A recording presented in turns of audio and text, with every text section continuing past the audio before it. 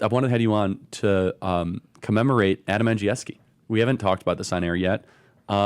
He passed away suddenly and recently. Who is Adam Andrzejewski?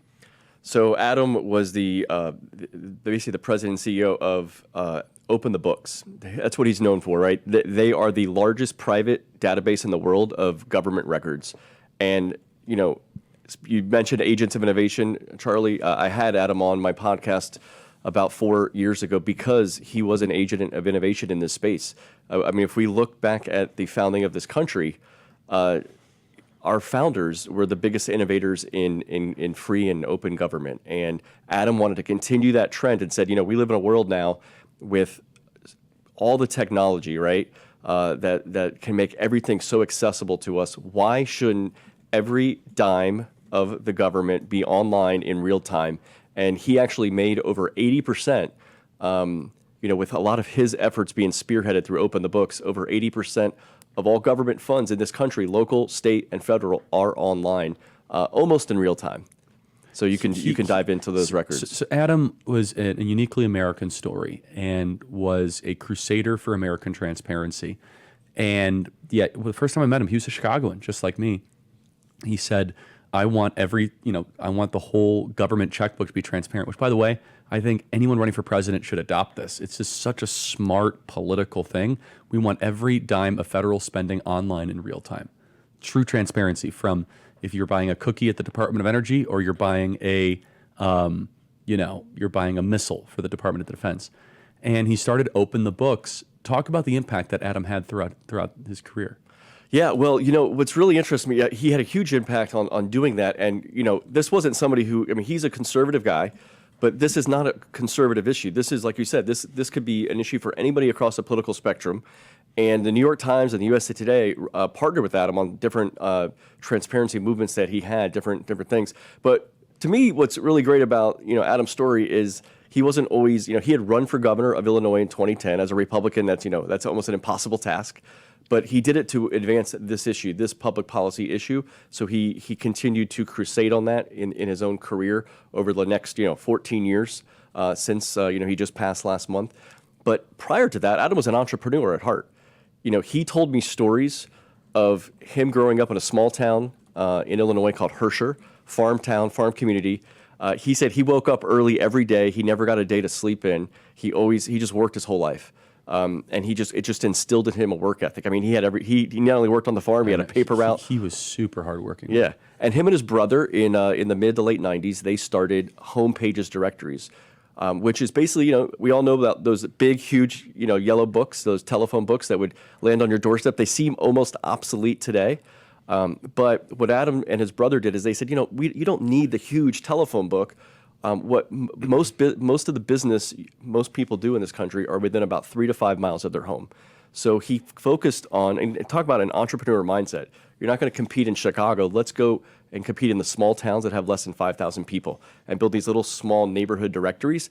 And that's how they were successful. But he also told me stories, Charlie, and every entrepreneur needs to understand this, of you're not going to be successful overnight, right? So he said for the first 5 or 6 years of their business, they didn't make any profits. Like everything went to their expenses, maybe the employees they had. And he says it wasn't until about year 7 or 8 that they actually started turning profits. And by year 10, they were a $20 million company. And he says, and then they were called an overnight success. So he said it took 10 years to get that overnight success. A little bit. You could talk about what you're doing at Turning Point, right? I mean, the first few years, a lot of people didn't see that grind, that hard work, and then all of a sudden you would just appear on the scene, and now you're reshaping everything from media to politics to everything, so it's just incredible. But people don't see a lot of that early work, and I think a lot of young entrepreneurs get really frustrated because they think things are going to be instant gratification, that they're going to have the success that Adam Andrzejewski had. But yeah, he had great success as a business owner and translated a lot of those skills into what he did, not just politically trying to run for governor, but into this massive transparency movement. He was a dear friend of both of ours and a huge advocate for Turning Point USA. And what was he like in person? He was like a sparky guy. Adam, just every communication I ever had with him, it was like a guy just exuded enthusiasm. Yes. I mean, even every email I ever got from him, it was like you could feel the feel the presence, you know. So yeah, That's what was so hard to believe he passed away. Yeah, and he was a very healthy guy, 55 years old, ran marathons. So, you know, I don't know. The heartbreaking thing is he left behind his wife and 3 children. It's a very heartbreaking story, and you know, passed away in his sleep. It was some heart issue or something. Yeah, right? just his heart stopped. Yeah, and they don't know the reason why. I don't know. Yeah, it's just tragic. So the legacy. What would Adam want us to continue to fight for? Well, the sad thing is that he's not here with us physically. I think the great thing about somebody like Adam is the legacy he's leaving.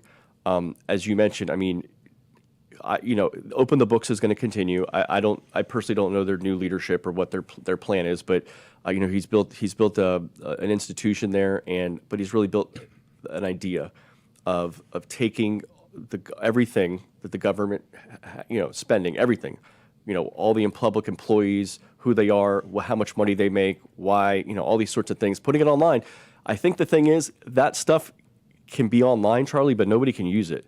So we have to be proactive. If you're listening or watching this, wherever you're located, you know, whether if you're in a small town in Nebraska, if you're in a big city in Illinois, like wherever you're at, go online. You know, you can start going to Open the Books. I mean, I just gave them a nice plug, but because they have all the links there of how you can activate yourself. Because if we don't hold these people accountable in our own backyard, I mean, that was Adam's biggest message. He goes, look, we have all of our eyes on Washington, D.C., and that's important. But if you don't first focus your eyes in your own backyard and seeing what people are spending, I mean, we saw this in the last few years with all the parents being so motivated to go to school board meetings. You know, it's just something we hadn't seen before. But this information is accessible to us now. We got to hold these people accountable. Yeah, if you guys go right now to openthebooks.com, it's remarkable how much detail. And so basically, Francisco walked through this. He would FOIA, Freedom of Information request, every state agency and try to get the checkbook. Yeah. Look, somebody from there can give you all the logistics of the technology, but we have the technology, right? I mean, everything is in the palm of our hands now. Instead of just using it to scroll through TikTok videos, maybe do something influential and impactful in your own local government. And I mean, nobody, we all complain about taxes, right? We all complain about the debts that our cities, states, and federal government are running. It all comes down to the spending. So what are they spending and why are they spending it? And by the way, they are, I mean, I was just in Colorado yesterday with a good friend of mine, and he was telling me he was just looking in Denver. He's like, you know how much money they spend every time they put one cone on the street? It's insane. And he started just looking into it, and he's like, a lot of these are politicians are connected to companies. What do they spend when they put a cone on the street? Oh, he was telling me it's like $250 an hour just to put a cone. It's just what is attributed to that cone. So if you think there's no incentive for that construction company that's being paid by the government to pick up that cone, right? They can now bill the government, and who's the government? We're the government, right? And this is just a small thing that he saw. And no one ever audits this or asks questions about it. So we've got to do it. Adam did the work. His group did the work to put this stuff online. We've got to now actually go online and hold our government accountable. And continue the transparency revolution. Yes. And you can do it all the way down to your local school board, to your mayor. And again, you cannot possibly cut spending if you don't know what you're spending money on. And Adam Andrzejewski was the most unappreciated transparency warrior on a very limited budget and a very thankless task. He did this for like 15 years. Yeah.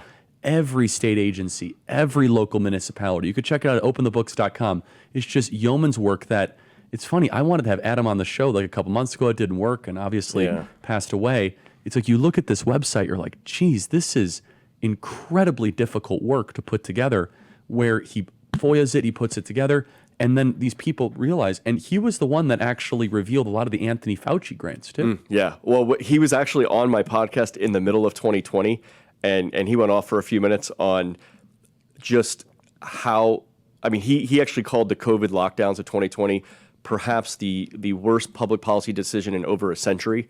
And, so I think, the amount of money that was spent, but the biggest thing is where was the money going, right? Because we all had this, a lot of people had this idea that, well, the government shut us down, so, we're owed money, right? And so I think some people kind of gave our government, overlords some benefit of the doubt on how much money they were spending for this brief period.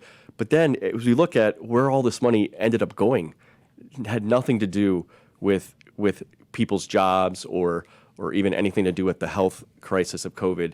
And so that's the type of stuff that's, again, if you have the transparency movement and it's all online, we can find it. So hold people accountable. That's right. Well, Adam Andrzejewski will be missed. He will be. So. He will be. But hopefully we will continue his legacy. Yeah, and one of these days we will put it in a presidential platform and into policy to make every dime of federal spending online in real time. How amazing would that be, guys, if every time the federal government has to spend money, they have to upload it so that you, the taxpayer, can see it, because it's our money. Yeah. We should be able to see what every agency is spending in real time on everything. There's no reason why we shouldn't be able to do that. And that's how you then effectuate public consensus to cut spending. Yeah, and not only is there no reason to do that, watch out for the people who don't want to do that, right? Why not?